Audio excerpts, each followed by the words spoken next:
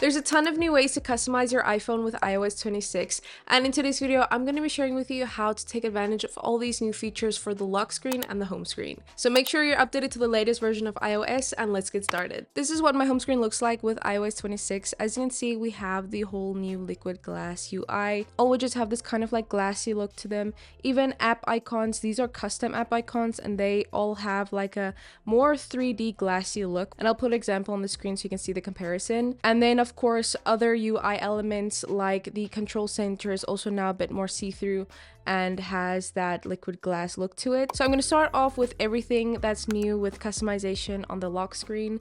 So this is the wallpaper that I currently have. I will have links in the description of all the wallpapers that I'm going to be showing. So first off, we have a new lock screen wallpaper option with iOS 26. So you can go to create a new wallpaper. When you scroll all the way down, you will see iOS 26. So here you will see all the different color options. So I'm just going to choose this first one here. So you can swipe between all the different colors that are available for this wallpaper. So we have dusk, halo, sky, shadow, and then dynamic. And dynamic just switches between the different colors in this animated look, so you can see it's just fading in between the different colors. Also, something that's new is you can now resize the clock on your lock screen.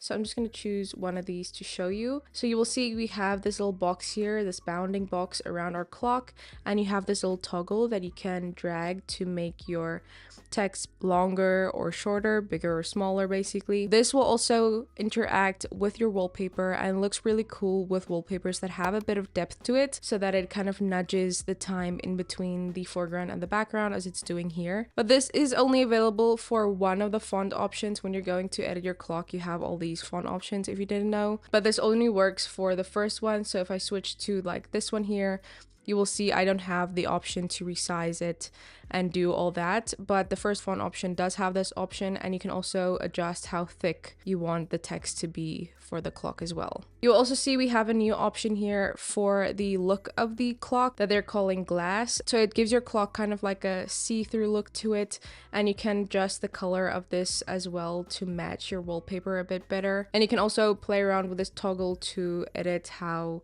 clear that color comes through. So if you want a glassy look to your clock, you can use the glass option, but if you just want solid letters so it doesn't have that see-through look, it looks a bit more solid, then you can just use the solid option, and then that also works, but you can still resize it and everything. I'm just going to show you an example for another wallpaper that has more depth to it as well. So for instance, this wallpaper here, you have the flowers, that is the foreground, and the background is just the blue sky, and it kind of nudges the time in between the flowers and the background. And when I resize it, as you can see, that looks really cool, and it looks like it's kind of just peeking through the flowers. So again, this just effect looks really cool with any depth to a wallpaper.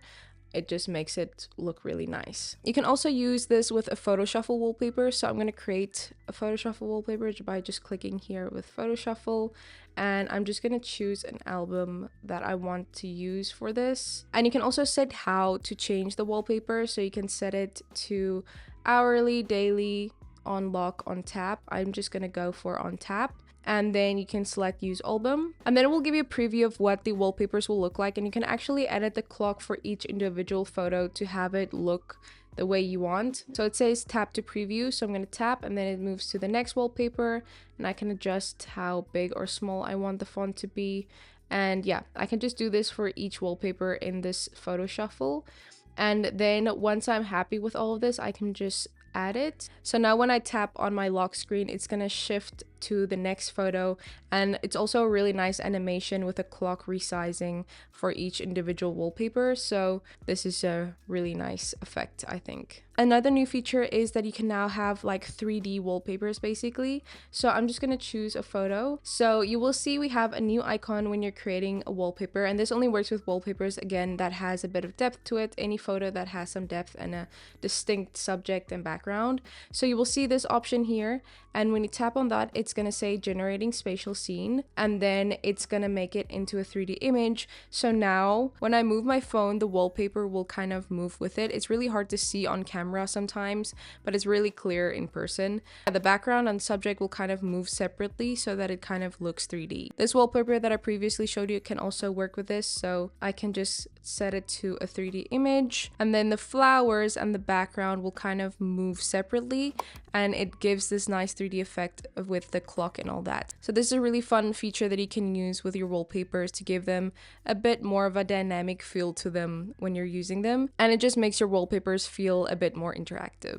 Now moving on to the home screen, we also have a few new customization options with the home screen. So now when you hold down on your phone until it goes into this editing mode, if you click on edit, you will see we have a few new options. So you can now also edit your home screen wallpaper directly from this menu here, and that is just really nice. You don't have to go to your lock screen to edit your home screen wallpaper. And you can also click here on edit pages, and it will show you all the pages that you have on your home screen, and you can hide them, edit them, delete them, whatever you want right from here. You can still also access that menu by clicking on this little option here, but yeah, it's also available now in this edit menu. But I'm gonna click here on Customize, and then this little menu bar will pop up with all our customization features, and you will see here we have a new feature called Clear. So this will give all your app icons that clear effect. So it's a really nice effect, and depending on the wallpaper that you have, this will look really cool. Also, if you find that it's dimming your wallpaper, or your wallpaper looks a bit weird, it sometimes automatically dims your wallpaper, so you can just toggle this little sun icon, and then you can choose whether you want that to be bright or to have your wallpaper dimmed a bit. I usually undim it so that it has its full effect. But yeah, I really like this. Like I said, it really depends on the wallpaper that you have. I'm gonna switch to this wallpaper here so you can also see how it looks. So I'm gonna go and click on edit, customize, clear,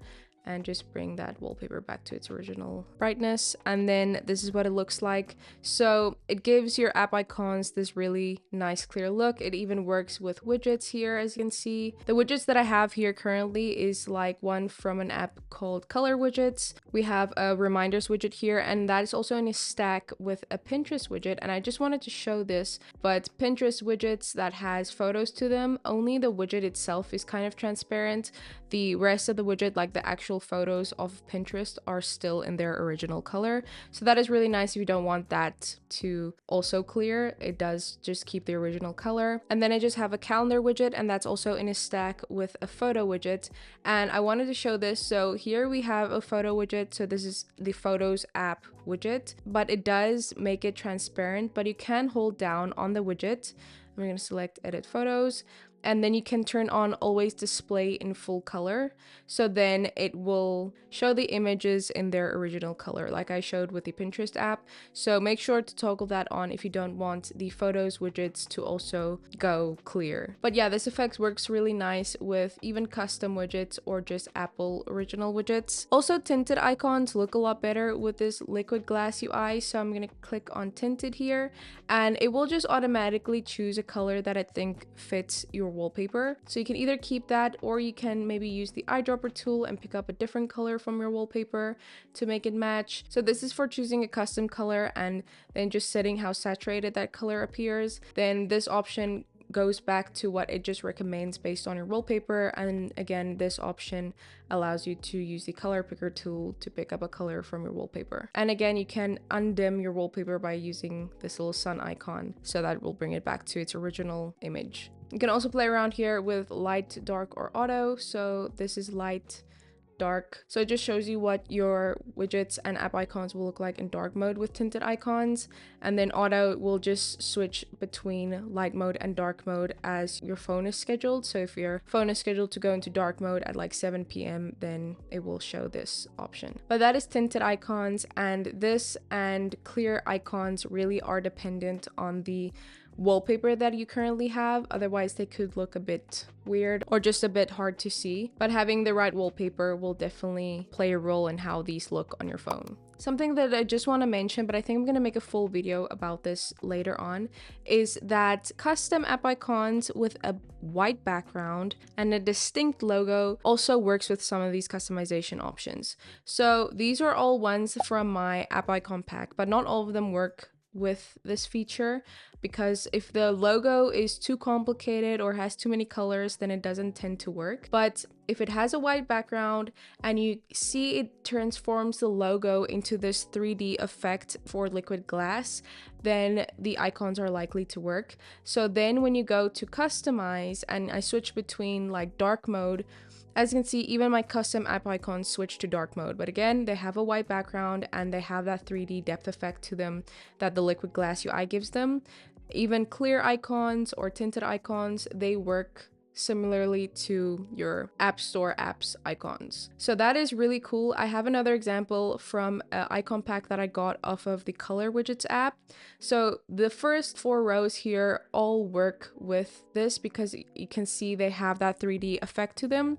These bottom 2, when I created the shortcuts, they don't have the 3D effect, meaning that they're not going to work with the customization options. So when I go to customize and I switch to dark, you will see that these will all change, but the ones that aren't supporting, or it's not like picking up a difference between the background and the logo, those will stay the exact same. Again, with clear icons and tinted icons, these all work great, and the others just stay as they are. So that is something to take note of if you have a custom app icon pack that has a white background and it seems to work with the depth effect, then those will also work with all these different customization options as well. So that's customization on iOS 26. I really hope you enjoyed this video, found it helpful. If you want to see more videos like this and also some videos on the new iPhones coming out, then definitely stay tuned, subscribe, click the notification bell so you don't miss out. But yeah, thank you so much for watching. I really appreciate you, and I'll see you next time. Bye!